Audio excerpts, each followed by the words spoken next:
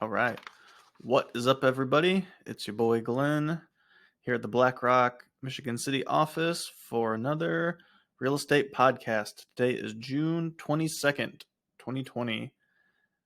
Before I start, I'd like to say if you like my content, like my videos, subscribe on YouTube, hit the bell icon. Yeah, do all that. I know there's like 5 of you watching this who aren't doing that, so get on the train. All right. So one small correction to start. I had mentioned that the low interest rates we're seeing, I had thought they were the lowest since the early 2000s. Actually, that is not true. These low rates are the lowest we've seen since 1971, according to Forbes. And at the end of last week, the 30-year conventional rate that they mentioned on their outlet was 3.11%, which is slightly lower than the lowest I've seen around here, although that is not counting markup maybe, or certain buyers may have better or worse rates depending on a bunch of different factors. So anyway, bit of news. Unfortunately, some sad news today. A realtor in Roanoke, Virginia was attacked during an open house. She's reported in stable condition, but apparently she was pretty grievously injured. So shout out to her. Hope you make full recovery. Fortunately, these attacks happen every so often in our business, and I'd like to forward a suggestion. Stop attacking people. Just don't do it. All right. I've got 2 bits of news from Housing Wire. So 2020 seems to be the year of the protest. Protesters have taken to the streets in New York to call for an extension to New York's eviction moratorium. This has been extended to August 20th, but starting June 20th in New York, landlords can pursue evictions, and tenants must prove in court that they are affected by COVID-19. To bring this a little bit closer to home, Indiana has a moratorium on evictions. However, that one will expire on the 30th of June, so that's right around the corner. In related news, consumer delinquency rates for mortgages averaged 7.76% in May, according to Black Knight Financial. Compared to April, this was higher. April was 6.45%, and March was 3.39%. Some of the highest states, I believe Mississippi was the highest in the country for May. They were greater than 12% delinquent. So that means either people weren't paying their mortgages or they've had deferred payments because of COVID-19. It's a pretty high rate. So interesting.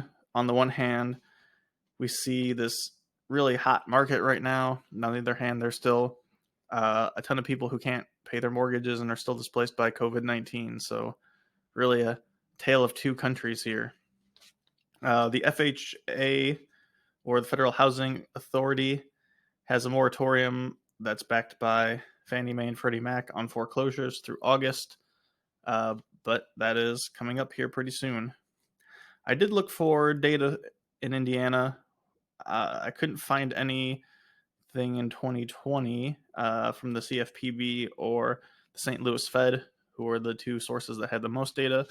However, according to the CFPB, Indiana's mortgage delinquency rate in December of 2019, which was the most recent data I found, was like 2.5%. So 7.76 is quite a huge jump. 12%, that is, several orders of magnitude higher. So pretty crazy stuff. I hope y'all out there are being able to pay your mortgages, and if not, hang in there, because this COVID can't last forever. One more bit of news. This is for realtors who listen to my podcast, all 2 of you, maybe.